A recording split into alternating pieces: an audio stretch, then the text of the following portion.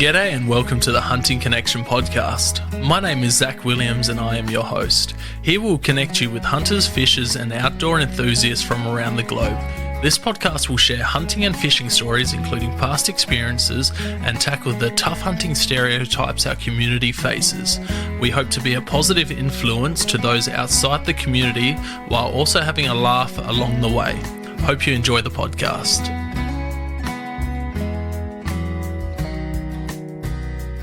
G'day and welcome to another episode of Hunting Connection podcast. I stuffed that up. Wrong mic. But that's all right. G'day and welcome to another episode of Hunting Connection podcast. I am sitting here currently in New South Wales at Raw Camp with Cody Gearon, the Podstitute, Haydog, Hayden, and someone that's never been on before, Brad, or otherwise known as Gary. How you going, everyone? Moist. It is quite moist outside. It's that wet, a little bit wet. It's moist in here too. It's been a hell of a trip. So started out with Brad and I driving 13 and a half hours from Adelaide. I didn't think you shared the driving. I thought you did it all yourself. I did it all myself, yes. Nice. How rude. I had an amazing co-pilot that snapped pretty much the whole way, nodding off back and forth. You had a gate bitch, but no gates. Yes. He did do really well at getting really bad service station coffees at some point. But yeah, so Had to keep you happy. yes, yep, that's it. So a lot of music cranked up, podcasts, air conditioner cranked up, stopping on the side of the road for lots of pisses and For the running. pre-diabetics, fucking pregnant lady bladder. That's it. That's and the one. running laps up and down the road at night, just running around the car, doing star jumps on the middle of the road just to keep myself awake to make it here. We ended up leaving Adelaide at about 4:30. Yeah, 4:30. Tuesday night, and we rolled into Bathurst just after 7 a.m. the next morning. Yeah. Stopped in at the service station, filled up, went to Cody's house. Didn't take into account the time change over the border. So we're expecting to be here half an hour earlier, but I guess time doesn't matter in the desert. no, it doesn't. Yeah, but like I was pointing out today, we should be calling you Perth because some of the things you've done, you're about an hour and a half behind. Yeah, oh, more than that, mate. More than that. Yeah, we'll get into that. So this is Brad's first hunting trip ever. Brad's come out. He's been mentioned on the podcast a couple times when speaking to different guests, but I took him out spotlighting a couple times last year. Since then, he's done his firearms license. He's been approved, passed the test. He's put 2 PTAs down for firearms. Yes. Brad, what have you gone out and bought? A blow-up I sex have a blow-up sex doll, apparently. Tika T3X Veil in 308.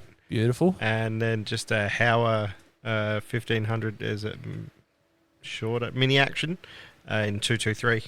Amazing. And you also got some optics. What optics did you go with? Well, I was recommended to have a look at the Zerotechs. So had a look at them. I can't remember what specs they are, but yeah. It's a big leap learning everything. It sure is. You've had a massive learning curve for this trip. It was only supposed to be Cody, myself, and Brad, but we are joined by Hayden for some unforeseen circumstances. But you'll work out why he is a modern day hero. Whatever you want to call him, Superman. I came to see a man about Batman. a dog. Yes. Well, it's kind of funny because it actually starts before you even left Adelaide because you'd rocked up at my house to drop off some prizes from the Foxtastic weekend. a few weekends ago. So that was kind of like a bittersweet moment because it's like, oh, fuck yeah, he's going for a hunt. And then it's like, oh, I'm at work. Oh, well. And I'm like, oh, you should have come. And he's like, oh, yeah, but I don't want to ask Cody and all of that. But you ended up rocking up a day and a half later. So it's been some incredible hunting, some real high moments, some real low moments, and some just absolutely amazing stuff. So we rolled into the farm with Cody, and he'd been seeing a stag around for the last week or two. Yeah, about a week or two leading up to you guys getting here. So like I was keeping tabs on him and making sure see we were setting up territory, and just knew you needed to get a decent one after what Haydsy got you onto. So I was looking for a bit of an upgrade for you or for Brad, whoever wanted to get it. Yeah, well, we weren't letting Brad shoot it for his first stag. We couldn't have another Caleb on our hands shooting incredible deer for their first ever one. So you didn't need me having the ego. No. But so we rolled into the farm and we located him. He gave off a couple of roars. We had the red roar on one side of us, fallow croaking on the other side. First time Brad's ever heard it. He had some trouble picking them up in the binos. You know what it's like when you first start chasing new game and you're learning how to spot the different things in the binoculars, and we're trying to point them out to him. And then we put in a pretty amazing stalk. So the stag was located on the side of a steep hill. It was a bit open, but there was a rocky ridge that ran along the side of it. We had some technical difficulties there, so it's been a long few days. So you were saying we put in the stalk? Yeah, like there was a rocky outcrop. We used it to play the wind and get up close to get to where they were set up. And I thought you were keeping up, but apparently you was lagging back a bit. Fucking diabetics. Yeah, well, look, we were lagging. We'd just driven 13 and a half, 14 hours. No excuse. Definitely felt better the second day walking around, but that first day, we were absolutely screwed walking up the hills. Yeah, I wasn't lagging. I was dead. Yeah. I was like 15 metres behind you guys. Further than that. Oh, great, thanks. Yeah, so I was trying to get up to get above them so I could look down and, judge where they were and get you into position for a shot. And as we got up close, I saw two hinds walking across a little bowl right in front of us, and the wind was blowing straight towards them, so I just hit the deck and called you up to the front lines. Yeah, it was. It happened pretty fast. The hinds came down through a little bit of a gully between us and the top of the hill. We're expecting them to be a bit lower still, and so they've popped up, and I've tried flicking my bipod out and could only get the one stick out. So I was shooting off of a monopod, and Cody let off some roars, and he's spun around. Can you give us a demonstration of a roar? Pretty close to how it sounds in the video. Yeah, that was Can pretty you demonstrate a roar for us, Gary? I cannot. Give it a go. That will not be happening. Why not? Come on. Rawr. Rawr. So he's stopped at about 200 metres just in front of a big old gum tree, and clicked the trigger, and bam, there was no bang. I had a dud round and flicked that out the chamber and chucked another one in, and boom, smacked him just behind the shoulder, and he ran probably 15, 20 metres and just stood there looking around, and we were debating whether I put another one in him, and then he just started getting the wobbles, and he went down like a sack of shit. It was pretty cool. And that was all she wrote. It was, and walking up on it was, for me, gigantic. It's I'll never shoot a red deer bigger than that, I don't reckon. For me, that's been around them for like most of my hunting career. Like that's a cracking red. So yeah, he's a beautiful 14 point. He's not completely symmetrical. You said he's missing. He's missing his bay tines. Yeah. So if you wanted to get technical in the bloody whole trophy side of things, he's technically a coal head. That's all right. But a guy in my eye, I class him as a trophy.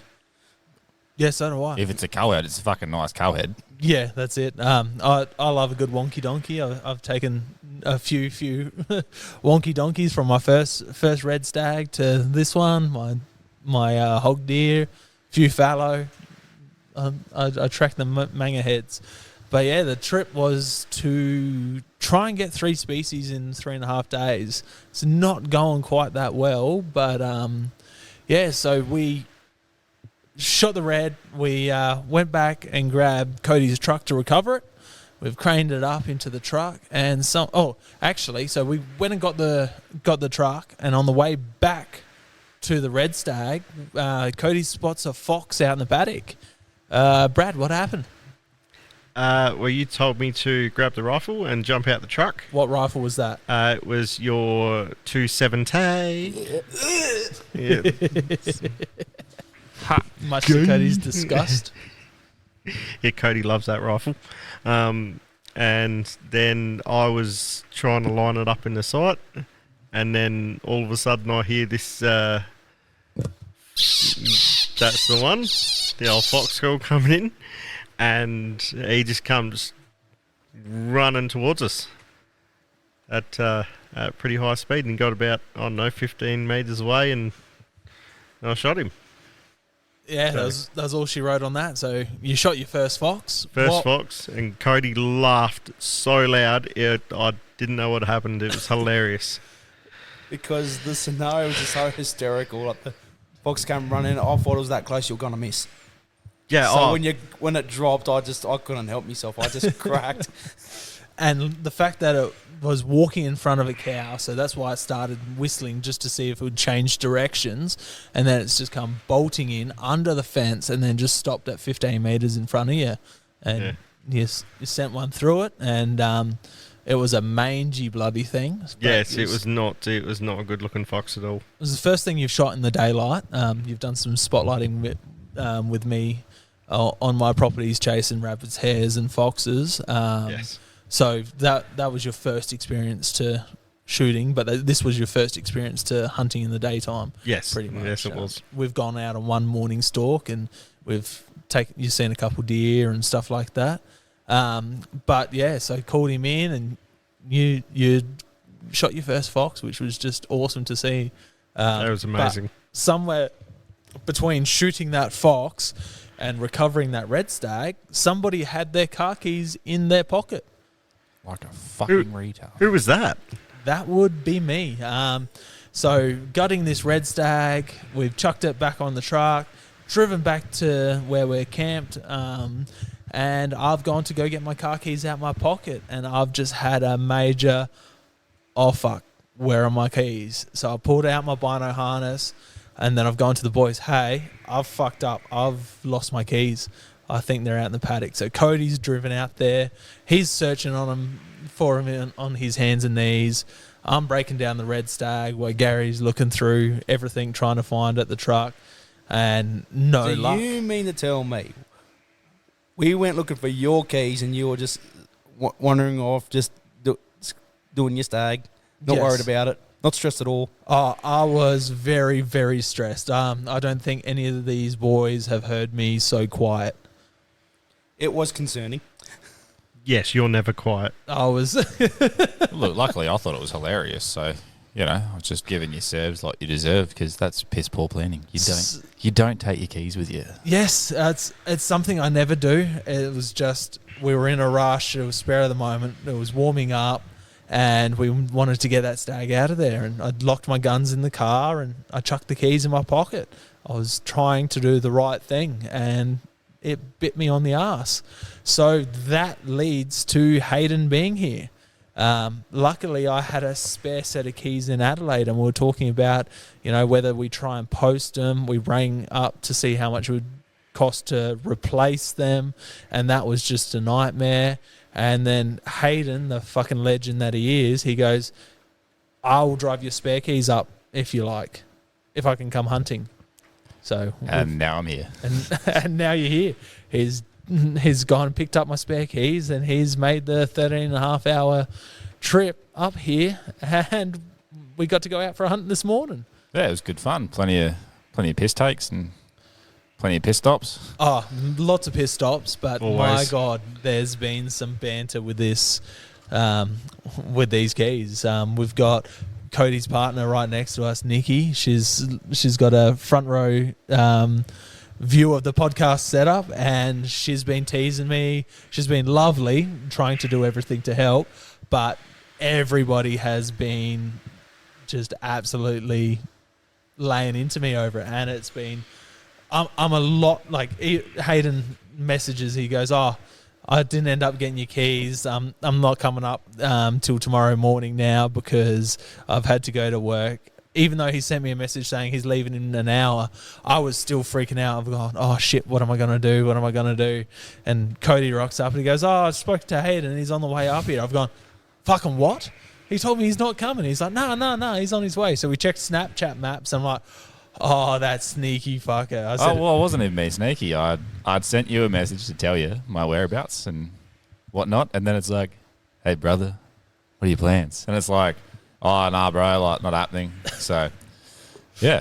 So, I started freaking out again, didn't I, Brad? Yeah, you certainly did. Have you picked up the keys yet? Nah, man, wasn't able to get out there. Like, hopefully they haven't been stolen. What are the chances of 2 sets of keys going missing in 24 hours? There's no chance of that. Just to, really run the point. Well, you don't have to headbutt the mic there. It's okay. Yeah, take the hat off, eh? So, yeah, we've had a pretty amazing couple of days. So while Haydog was making his journey up here, you love the journeys. Brad and I went out for a stalk in another part of the property, and we got on to the night we bumped into some reds the night before and some fallow. We're watching a bunch of red spikes and with no luck, and then a red stag came out, but we ran out of light. So we went back to that spot the next morning, and we've found the reds roaring, and we've made a massive stalk in, got you into just under 200, and we got you in a really good spot, but buck fever took in. And certainly did. It was a good stalk uphill, and unfortunately you shot, but you clean missed him. He was a nice stag, but he's taken off. And then we've gone to go check to see if, you did miss him. And then next minute, a younger stag, a young 4x4 walks out at less than 150 metres, and someone was still pumped up, and we got you in position again for a shot, and clean miss on a front-on shot on a little 4-point. Pumped up. Could you say he was like, I don't know, maybe steaming or? Yeah. something? So after that first shot, he just had steam coming off his head. He looked like he was a kettle and he just hit boiling. I read to blow my top. Oh, this is not the only thing you're about to blow by the looks of it. Well, I blew the shot as well, so and made a mess in your underpants. yeah. Today's word of the day is disappointment. Followed by self-harm. That took a dark turn. Just a little bit. Well, there was a few dark moments, losing keys and missing red stags. But after that, we headed out to Lithgow to go have a tour of Lithgow Arms Factory by former podcast guest Matt Jones, which was just freaking incredible. What was your favourite part for the boys that went? Watching you get handcuffed. Yeah, that was kinky. Yeah, that was good. Enjoyed that. Rough. Yeah. That was pretty good. I didn't know that Lithgow made handcuffs. That was pretty interesting. But just the rich history it has, the machines that they have.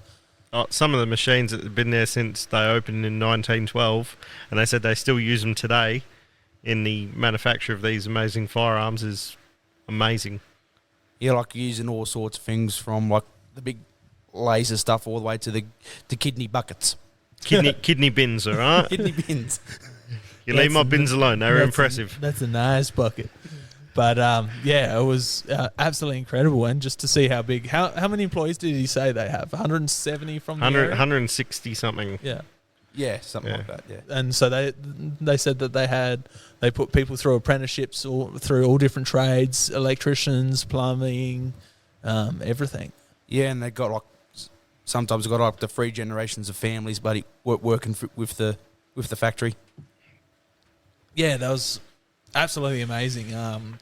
Massive place, like because it's multiple stories in one of the buildings. Just to think about them getting the size of like those machineries in those buildings that have been there for 100 and something years. Like original floorboards, there was all like metal shavings, all like pressed into the floorboards just from them over years, just walking over the shavings underneath the machines and stuff like that. And just like what goes into manufacturing the rifles there was just you don't think about it when you're going out and purchasing a rifle, just to see how many components and things that go into it, all the development, all the little pieces, how it all comes together, how they have to make sure that it's all the right size. They use computers, little devices, little Go, no go. Go, Yeah. no goes. That's Yeah. the one. whatever. Yeah, by the time you got to like the assembly of like the action and the barrel and all that, like the process to get to that point is like almost overwhelming to think about.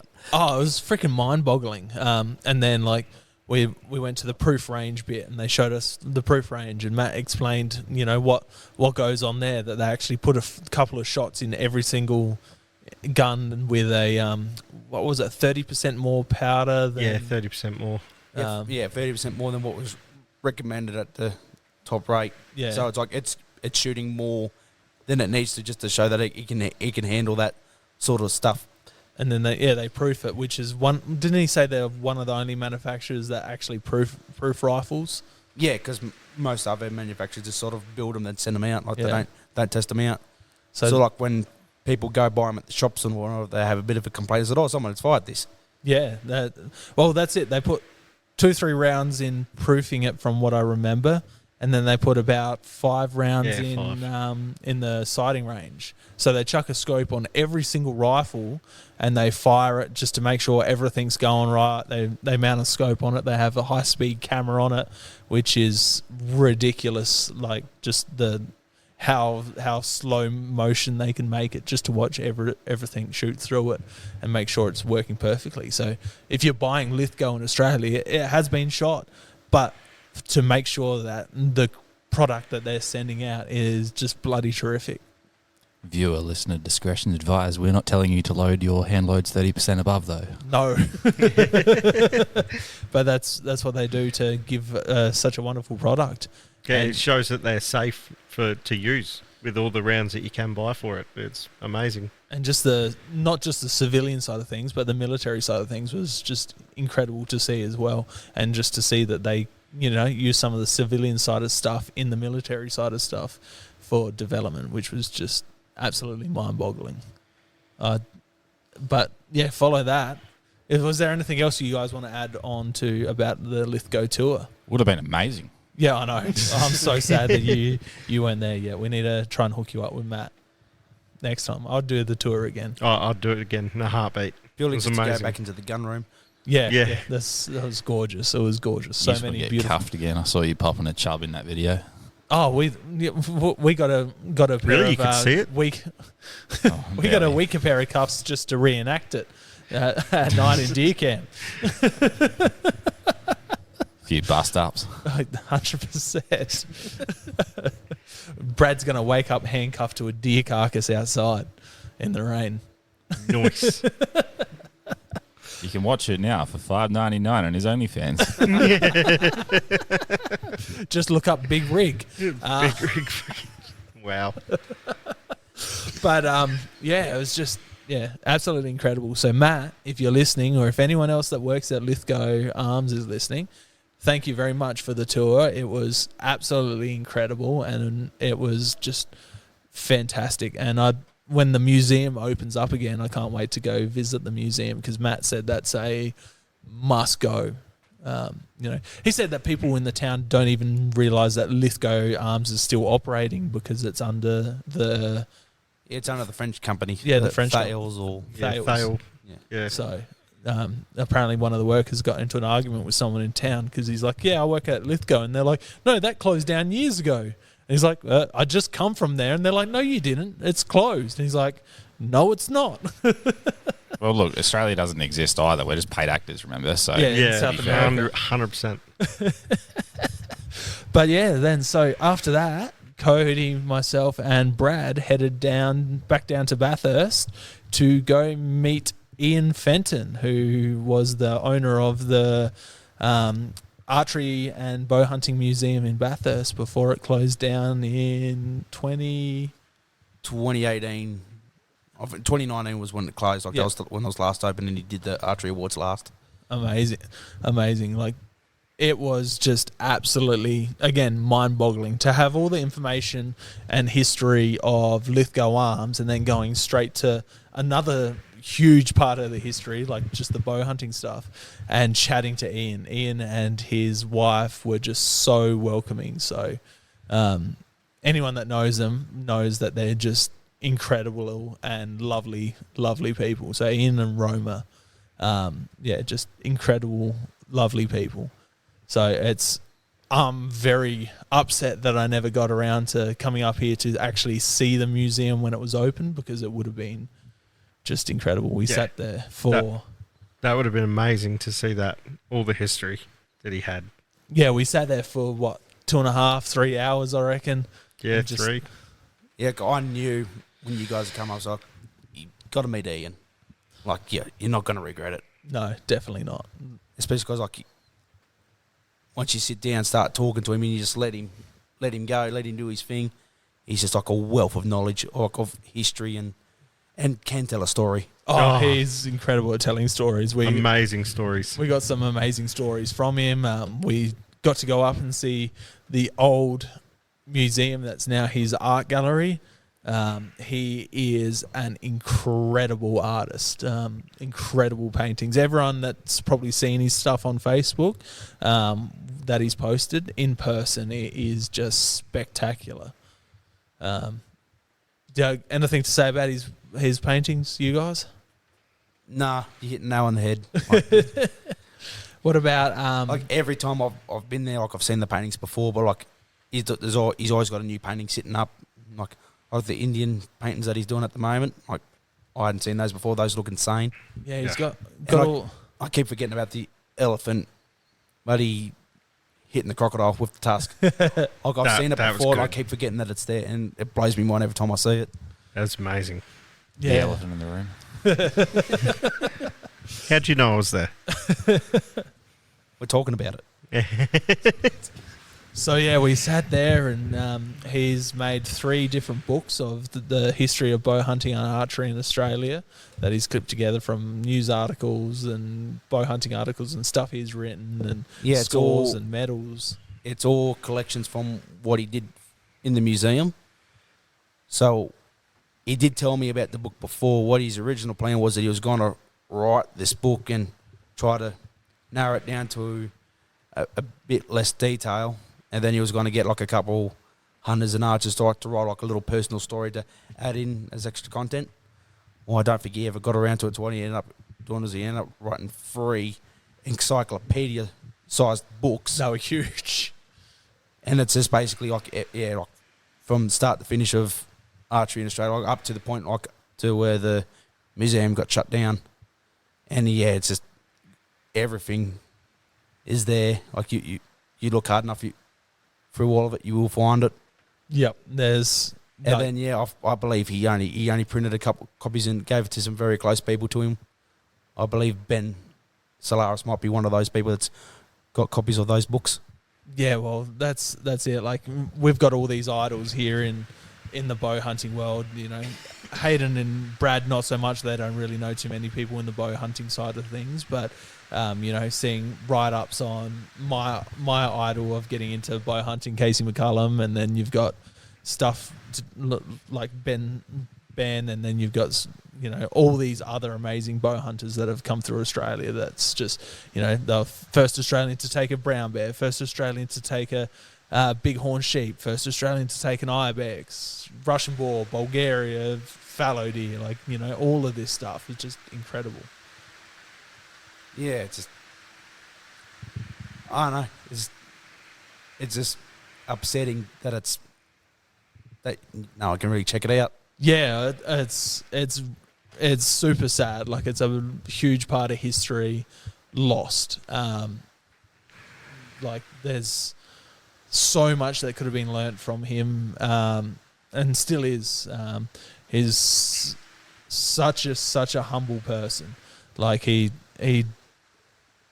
did not, like, it's weird, like, hearing him speak about his art and his drawings and that, like, it is just beautiful and incredible. And just hearing him, like, that's just a rough copy, this is just that, it's like, it's saying, this is just rubbish.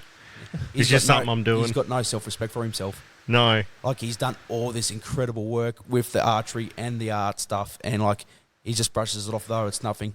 Yeah, it's amazing. And, like, we originally had him teeing up to do a podcast with you. Yep. And then he pulled out because in his mind, like, no one wants to listen, no one really cares. Yeah. And I was like, we've really missed out. Like, the hunt community's missed out on a fucking great episode. Oh, it would have been. If we could have recorded one with him.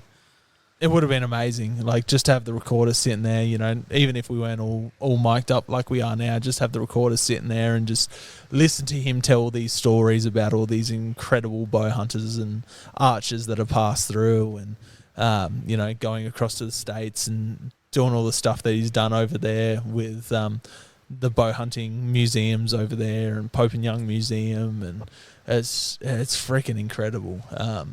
And we were very, very fortunate to be given a painting each, Cody and I. He knew that Cody and I were coming. He didn't know about Brad, so Brad missed out. Yeah. You got a backpack though. He felt bad for you and gave you a backpack. Yeah, I'll treasure that. Which was awesome. And we all got a beanie knitted by Roma, which I'm currently wearing. It is my new spotlighting beanie. It is bright blue and white, and it is super freaking warm. Just your head was a little bit too big for it. Yeah. I'm stretching it out slowly. Nah, she made Leo a beanie last time I visited, and that's just all she does, just sits back and knits away and just does what she can to pass the time while Ian sits up and does his paintings. Yeah, it's incredible. We both got given an incredible painting each. I got a beautiful one of a group of African elephants, which I cannot wait to chuck into the Hunting Room podcast studio. And you got given a beautiful grizzly bear. Yeah, and I was like, couldn't wait to get it back in, like, show Nikki and show the families, like, check this out. Like, I was blown away. I was not expecting it. It was... Like, I was like, he'd given me like a photo printed copy of the bighorn ram that he done for Ben to give to Leo like years ago. So I was expecting him to do something like that. Like, it's just a copy, but not to give an actual one of his work. Yeah, I was not expecting that at all. Like, I was gobsmacked. Yeah, I didn't know what to say. I didn't know what to do. Like, we were taking everything in, and then he comes out with them. He's like, follow me, I've got something for both of you. And he goes to his little back room and he goes, these are rubbish. If you don't want them, you can throw them out, but you're welcome to have them if you want them. And I think Cody's and I's jaws just dropped. We just did not know what to say. Yeah, he looked very shocked when he said that. It was a bit shocking because they're amazing paintings. Yeah. And then Cody and Brad took a couple photos of me just sitting there on the couch in front of him like a little school kid, sitting in front of like their hero, just trying to take in everything they're saying. Yeah, you were nerding out hardcore. And when he said, oh, no, they're just trash, just throw them out if you don't want them, I was like, no, this is an heirloom. Yeah, this will be passed down for generations. It's a piece of history. Like, it's amazing. So, yeah, from there we come back. Did we go out for... No, we didn't go out for an afternoon stalk yesterday. We got back too late, but we had dinner and we went out for a spotlight Yeah, we went out for a spotlight. There was another first for Brad. We took a few foxes. And Brad, what was your first that you took out on the spotlight last night? It was actually a rabbit. Beautiful. So, shot plenty of hares with you previously in other spotlighting sessions, but never shot a rabbit. No. It was amazing seeing the difference between them and hares. Hares just sort of ran a bit and just sat there for ages, and these rabbits just kept moving. And it was so cool. It's good fun because the properties that I have access to, there's no real rabbits anymore. There's a couple spots, but you can't really drive down to them. So it was good fun being able to get onto some rabbits and seen a few hares. It's got a couple foxes, so it's always good to do some pest control while you're out on these farms as well. We were actually out looking for pigs because there'd been some sightings of some pigs out in those paddocks. But Did you see any? Mate, I haven't seen a single freaking pig here. I think there's a lot of hallucination, something in the water, people hallucinating. I must pigs. have been hallucinating this morning because me and Cody saw a couple. Would you shoot one? No. Oh, apparently, No. yeah. South Well, Australians just can't shoot them. we're waiting for some guy legends. with a bow to come by and shoot one, but it was nowhere to be found. Yeah, I was off scaring reds and fallow in the scrub, but... So, yeah, moving on to this morning, Hayden and I went out for a hunt together. Oh, it was more of a stroll with some comedy. Little casual walk, holding hands through the bush, skipping through the Lots of mountains. income. Lots of pea stops, I bet. Oh, hundreds, thousands. That's what it's like. You haven't eaten, you're drinking lots of water, and I pissed like a pregnant one. So No. You should probably get that checked. You do. I've always done it. You do not piss always. like a pregnant woman. There is no pregnant woman in the world that has pissed that much. Maybe you're pregnant. Maybe. Yeah. It explains my stomach. It is 2025. That explains your stomach. What's wrong with me? Triplets. Twins. Triplets. They've been in there for a bloody while. So yeah, Hayden and I seen a bunch of red hinds. He's seen a red stag running off in the distance, which later we found out that it's probably the stag that you boys seen after something interesting happened for you. So let's go for a run through that. Yeah, so we split off in the morning and we went one direction and spooked a mob of about 13 hinds up the creek. And they were spooked and there was no stags in them. So righto, we'd let them go. Got parked up, got on the move, and we spotted a fallow buck. I thought, yep, perfect deer for Brad. We'll just get up there and we'll see if we can relocate him as we get a bit closer for a shot. And unfortunately, the wind was on our neck the whole time. So I decided that we'll walk the ridge and then cut back into the bush and then hunt with the wind in our face then. So I wasn't banking on seeing anything while we're doing that.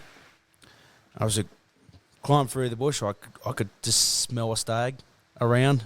I said, I know he's there somewhere. It's like it was that hot smell that you get. Don't laugh. Yeah, it It's was getting hot. and sweaty and salty. It's quite arousing. Yes, it was. Anyway, we kept going and we got a bit higher. I said, oh, this spot here's quite a regular crossing spot where game likes to go from one patch of bush to another. So we should just pop up here and just see if there's anything there. And as we got up there, there's a couple pigs. No, there wasn't. There was 4. They were wombats. They were pigs. Anyway, ignores that because he doesn't know what he's talking about. He can't even find his keys. Let alone a pig. Low below. The opportunity was there. Anyway, yes, saw these pigs and I turned Brad and was like, would you like to shoot a pig? He goes, oh, if I do that, won't we spook deer? I'm going, yes, that's why I'm asking. So you can get a pig now, you can rub it in the Zach saying that you got a pig before he did, or we ignore him and we keep looking for deer. He goes, I really want to get a deer. I said, rightio, we'll do that. And I'll let you take over from here. Okay. So what happened then was we were just about to start moving again, and then I'm not sure how far in front of us, but there was a spike that came out of the trees and was just walking towards us, which absolutely amazed me. It's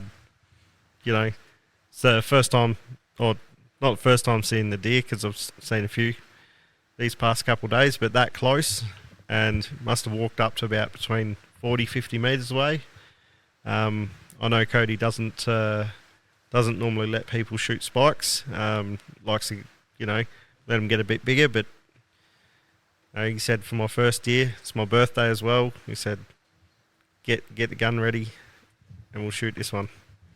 Yeah, so deer was walking in close, and he put his head down behind a bit of bracken fern to feed. And I hummed and hard about it. I'm just going like, it's that close. It's an easy shot. Like, it's not going to get much better for him. Like, this is like the best opportunity. Like, let's not blow it, especially on the guy's birthday. And I didn't want young Ollie to give him a hard time going back home if he didn't get anything. So before we left, my youngest son, we were packing up to leave, and I said to Ollie, I'm like, we're going to go on this trip and try and get Brad to shoot his first deer. And my son turned around in disgust and looked at Brad, and he goes, "What? He's never taken a deer before," and just complete shock. I'm like, yeah, I know. What grown-ass man has never shot a deer before, Ollie? And Brad's wife just pissed herself laughing. Brad didn't look too impressed though, but yeah, I honestly felt a little bit less of a man in that situation. A 5-year-old calling you out. Yeah, that was sad times for Gary. Yeah, very sad times. Anyway, fast forward to Red Spiker with his head down feeding. I looked at him and went, "Get the gun out." And then, Brad got the gun out, cocked it. I was filming. Waited for him to turn broadside a bit, and then bang! Big mule deer kick up in the air, ran a couple metres and just stopped, looking a bit crook. Told Brad to shoot again, and just dropped it like a sack of potatoes. And then he got Parkinson's. Yeah, I was so excited. I couldn't stop shaking. So I was adrenaline, excited, the whole lot. It was amazing. No steam this morning, though. No steam rolling off the head. I didn't have to work as hard getting up the hill. Cody was very patient with me. He's an incredible teacher. And that's kind of why we parted ways today. I knew Cody would get it done. He knows this land. He knows the animals. And I just knew he could get it done. Yeah, I had 100% faith because he can find pigs and you can't. I found some nice stags. I got you onto a big stag. Yeah. You're just going to pull it off, mate. I just had to get a real rifle to hit it. You shot it with 300. You didn't even use the 270. So don't start with me, boy. But, so Hayden and I heard the gunshots roll through, 8:05, something like that. Yep. Sounded quite distant. So we finished up our hunt and probably got back to the car about 10 o'clock, you reckon, 10:30? Oh, a little later than that, but yeah, we're cruising up. Also, one more thing, when you were talking about that stag you saw, we didn't get to this part of the story. Me and Cody were sitting down by the spike. We're sitting out at Moroni's first deer, and for some reason I had the nagging thing to look up at the hill and right on the skyline, looking like a Tui's at his buddy, big stag just looking down at it. So I just went, "Oh shit, Brad, look at this." And he goes, "Oh, okay." He goes, we shot the wrong one. Yeah. Big 12 point by the looks of him. Looking at the video footage afterwards, you managed to get some nice footage of him just skylined on top of the hill. Yeah. He stood there long enough and the rifle was there next to me. He said, "Oh, I could take him." I was like, "So I get Brad to shoot him?" I was like, then he was starting to get tired. I was like, "Nah, let him go. Someone else can get him." Yeah, someone else can have him. I'm so happy. I'm so happy. Yeah, it was incredible. So, Haydog and I finished off our hunt. We got back to the car and we're like, all right, we'll drive up the ridge to where they were and just see if they're still there, because we heard the gunshots and we had no signal, so there was no way of communicating with them. And we drove up the hill and seen the truck there with the red stag hanging off the red spiker hanging off the truck. And Gary was arms deep in it, pulling out all the goodie bits. Yes, was extremely gross. But also bit different than a rabbit? A little bit different than a rabbit. I mean, that rabbit was the first animal I'd ever gutted as well, was that rabbit. So that was, that was weird as well. But it was a good learning opportunity, and I can't wait to do it again. Rabbits to reds and red coats. It was it was good fun. You've had a hell of a trip. Taken 3 new species. People take years to get three of their first species. They don't get it done in 24 hours, do they? Rarely, if ever. Not often. So I don't know. It's pretty easy. Just plan a sporadic trip and mosey down from Queensland and just shoot everything here and head back to South Australia happy. yeah. So we haven't spoken about that before. What you? I went made on a trip bit of down a here. holiday end of last year, and I just happened to mention to little prostitute here that I might be coming past at some point, and then called him as I was leaving Queensland. Was like, I might just swing past the night, and he offered a bed, and ended up spending 4 nights down here, 3 nights. 4 nights down here. Oh no, it was a few. Nicky says At 5. least a week. At least long enough that the buddy kids adopted him as the new uncle, and they didn't want Ollie the dog to go home.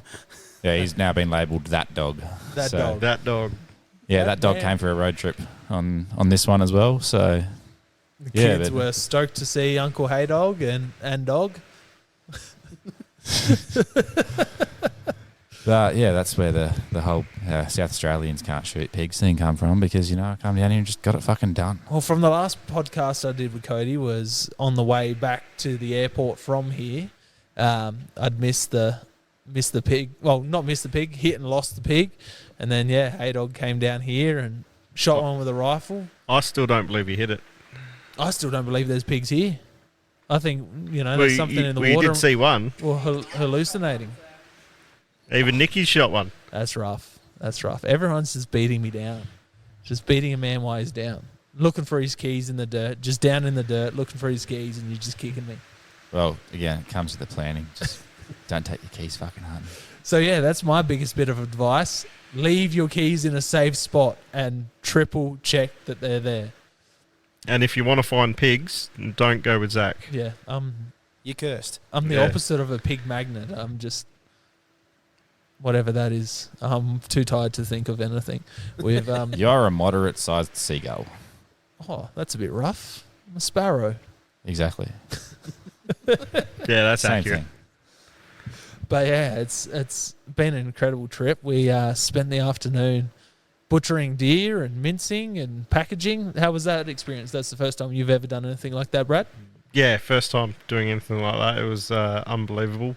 It was amazing to see how much actual meat that you get off these animals.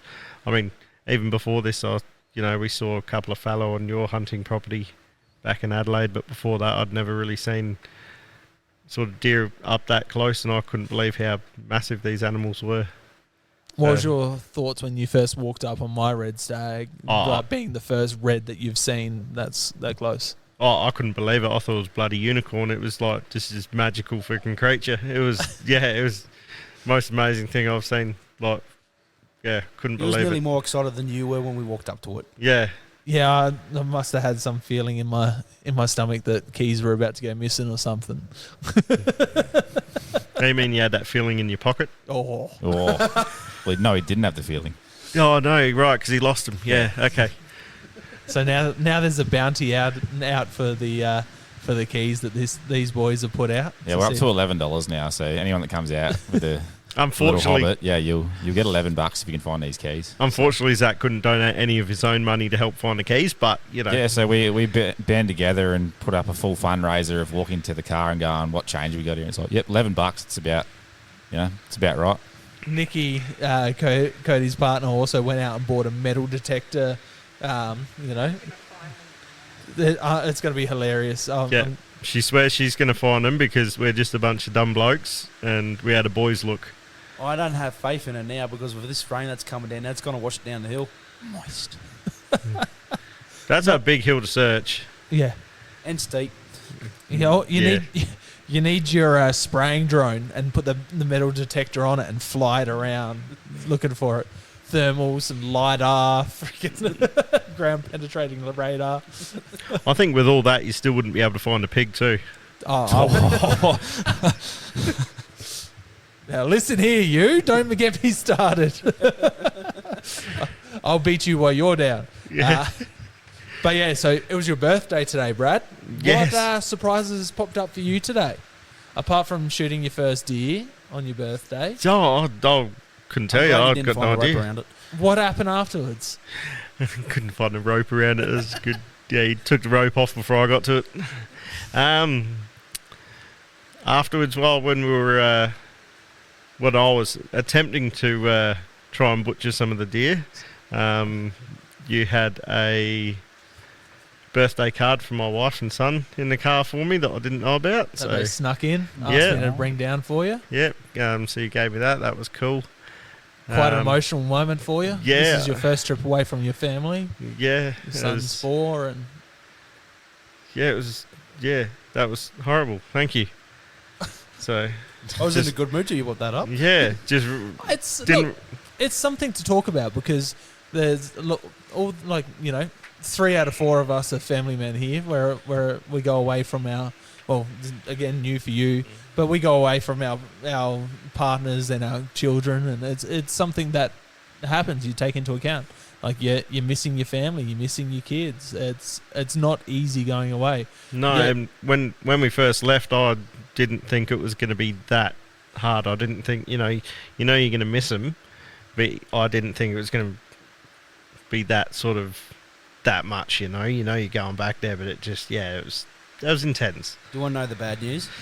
It doesn't get any easier. Yeah, no, especially when they grow up more and they become even more of a character. And That's when they become your little hunting buddy. yeah, I'm hoping. I'm trying to talk to the missus into it, but We're see what planning happens. one day we'll have a full boys trip out here. Dads and their boys are coming up here. Our kids are all very similar ages. and then Haydog and that dog tagging along. Ollie's everywhere. Uncle Haydog with all his 30 nephews. Uncle Haydog's hunting adventures. Should start my own podcast. His That's not a bad idea. Uncle Haydog's life hacks. Nothing is illegal unless you get caught. Okay, my son's not calling you Uncle Haydog anymore. That's bad advice. Very bad advice. Taxation is theft. Yeah. Yeah, well, that's fair. Old Kate. I was going to say Lady Liberty, but Liberty, there I we get, go. Libretti. I get shit for how I pronounce stuff now.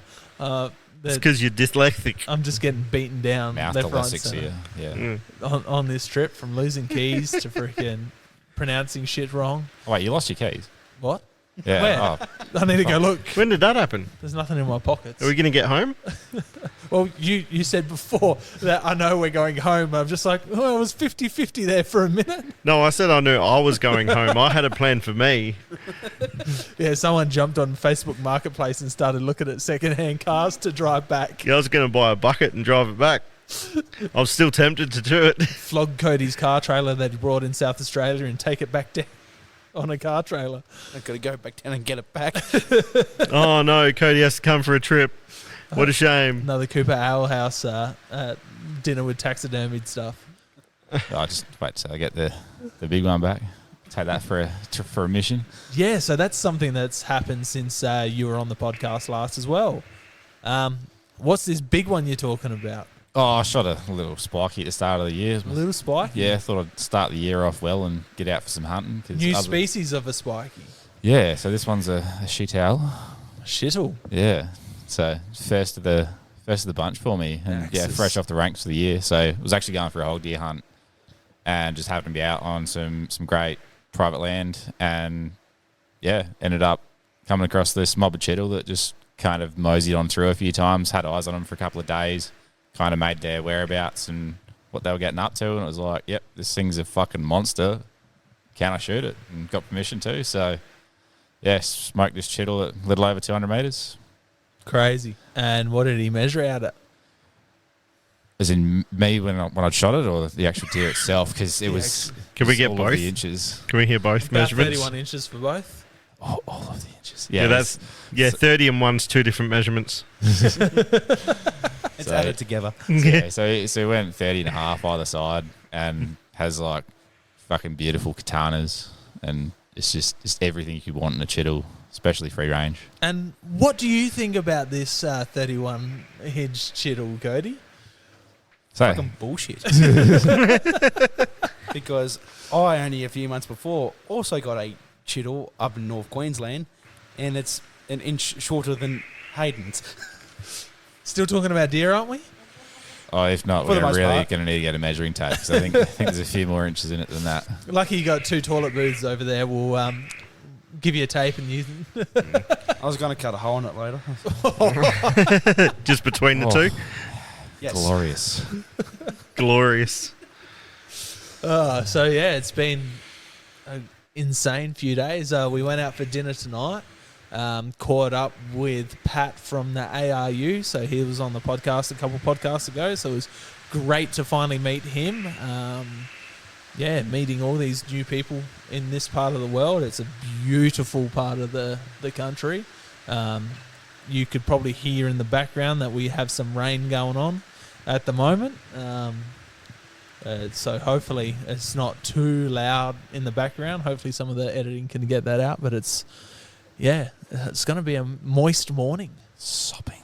So So moist. after this episode's done recording, we are packing the podcast gear up and we're going to start breaking down Gary's deer. Chuck it through the mincer, start vac sealing it, getting it ready because Gary and I are leaving at lunchtime tomorrow, so we'll have one last hurrah in the morning, go out, see if I can find me a piggy pig, hopefully, Nope. or a fallow, either or. Fallow would be cool.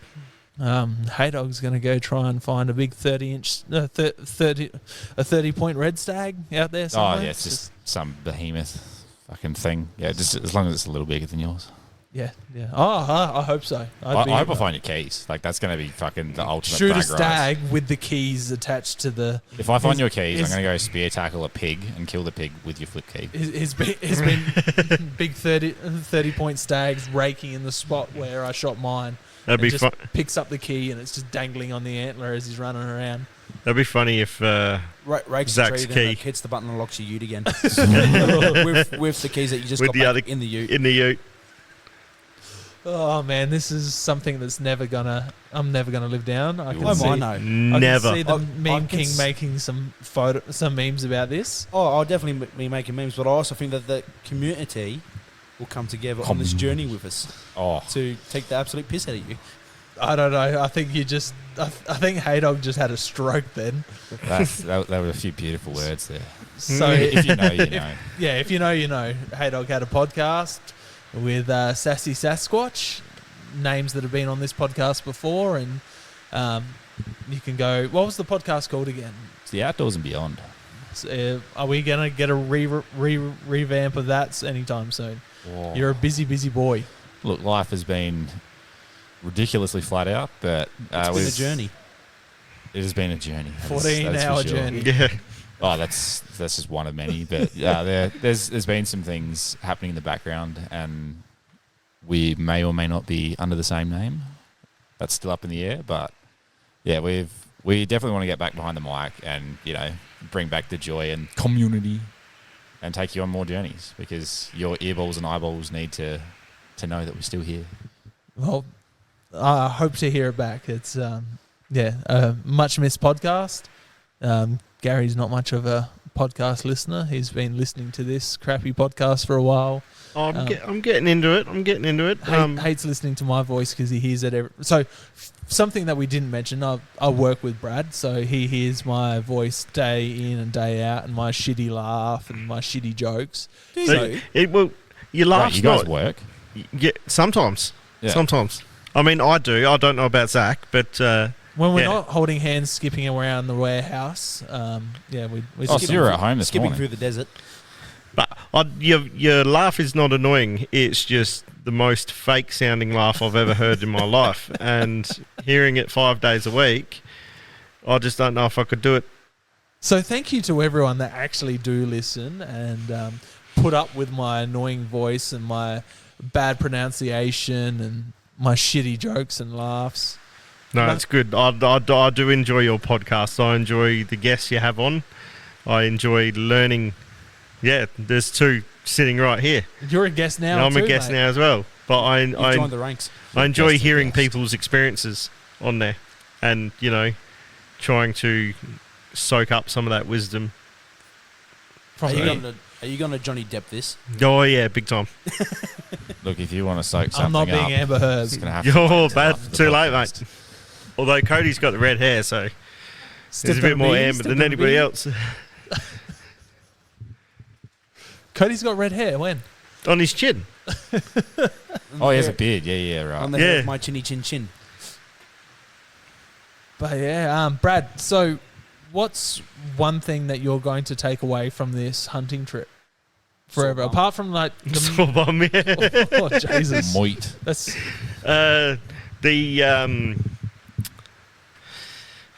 Taken away from this hunting trip, I don't know. The fact that I am the most unfit person I've ever seen in my life. and that how are was you good. going to change that? Oh, you tried to get me into the gym, but I just got sick of hearing your voice again, so stop doing that. Go in the afternoons then. When I'm Yeah, not there, that's probably a good idea. when but I'm sleeping. I would go in the afternoons, but I work a bit later than you, and then I enjoy going home to my family. So I don't know. More energy drinks. More energy drinks, that works. Yeah, Or you just go on more hunts. start hiking. That was none of what we did in the gym when we were going to the gym could have prepared. I don't think could have prepared for anything like how this country is out here. It is intense. What would be one bit of advice you'd give someone getting into hunting, being new to hunting yourself? What's one thing that you've learnt that you wish you worked on apart from fitness? Oh, that's a tough question. I mean, it was a lot easier for me, starting this journey because I knew you. I had the opportunity that someone already knew what they were doing. That made it a lot easier. I don't think I would have been able to step into this journey doing this without actually meeting you. Don't get a big head. No, I was laughing at you saying Fucking journey. massive anyway. Sorry. I was laughing. It's at a you journey. saying It's a journey. It's as for a lot of people, this is like lifestyle and all that sort of stuff. For me, it's a bit of a journey. But yeah, I'm not too sure.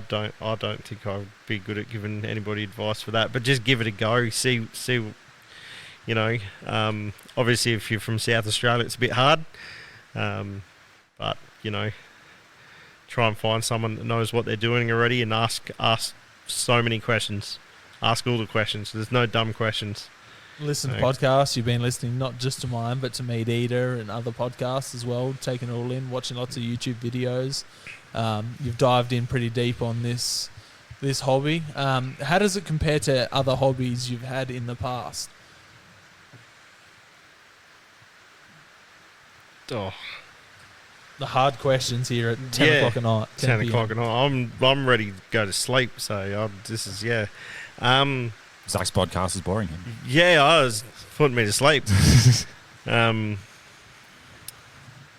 not too sure. This is just it was such a physical thing to do, but it's so rewarding. More than anything I've ever done before. I don't know. I've not really been into too many hobbies. Played a little bit of sport and all that sort of stuff, but none of that compares to the experiences I've had in just the past couple of days. No, that's awesome, man. It's been awesome seeing you take a bunch of new species, seeing the smile on your face, seeing the sweat running down your face as you're The walking up steam the hill, running the off my head. steam rolling off your head. And the giggle with the duck. Yeah, we had some funny times spotlighting the rabbits and stuff like that. But yeah, it's been a great journey. Simba. Simba did the old the blood smear on Gary's head today after we shot the red. So that was That was good. You've been ritualated. you've got the heart in there to cook up at Yes. some point. We've made a bunch of mince. We're about to make a bunch more. So let's wrap this podcast up because we got a couple of hours of work to do before we get up in the morning and do it again, and then pack up and leave. We've taken over Cody's parents' shed. We've got podcasting gear, we've got butchering gear, we have ammo boxes. This is their shed. I thought this was our shed. Yeah, this is our new home. Yeah, we live here now. Looking at a Lamborghini right now. We have a human swaggerpede. Well, fellas, it's been an epic journey. It's ups, downs, looking for keys. Pigs. There's no pigs here. No, I found some pigs. No, they're not here. We got picture proof. It's Photoshop. Yeah. I just think you're blind. Yeah, probably. Blind like a pig. Well, they ran away from your fake ass laugh. Yeah, probably. Shit. Anyway, guys, it's been a pleasure. Hayden, I can't thank you enough for making the trip up here to bring me my spare set of keys and saving the frickin' day. You're a real life superhero. God's gift. Frickin'. I'm just glad that Zach didn't see me slip the keys back to you to make it look like you bought them up. Appreciate that. And so Hayden wanted to stop at Orange on the way up anyway, so... Yeah. Some sights to see. Cody, thank you very much for having us up here. Thank you very much for your amazing guiding, your knowledge to the area you hunt, and for getting us onto some incredible animals, man. Like I said, that's a once in a life stag. I doubt I'll ever shoot a red bigger than that. It's just absolutely incredible. Well, for me, it's just good to hang out with you boys, because you live on the different parts of the country, so we don't really get to hang out. So it's just good to have a chance to hang out. But seeing the reaction that you got when you got stag, and seeing Brad's reaction when he got one, that's the reward for me. Is seeing just people fucking get something, achieve it, and he went from cool, calm, collected to Parkinson's in about 5 seconds. Yeah, and those are memories that stick with me. So that's sort of why I enjoy, buddy. Just taking other people out. Even I don't really get to do it for myself much now, but oh well, it is what it is. Love it. It's been incredible. All right, guys, that's it. That's a wrap. Thank you very much. Thank you. Keep it moist and stay sassy. Catch you later, guys. Thanks for listening. Thank you for joining us on another episode of Hunting Connection Podcast. We hope you've enjoyed our discussions and gained valuable insights into the world of hunting, fishing, and the outdoors. To stay connected with us and never miss out on an update, please be sure to follow us on social media, all at Hunting Connection Podcast. We appreciate your support and would love for you to share the podcast with your friends and family. Don't forget to tag us in your hunting photos on social media and let us know about your experiences. Your feedback is invaluable to us, so please take a moment to subscribe, rate, and review the podcast. Together, we continue growing and delivering more captivating episodes for all hunting enthusiasts. Stay connected, stay informed, and keep pursuing your passion for the hunt. Until next time, happy hunting.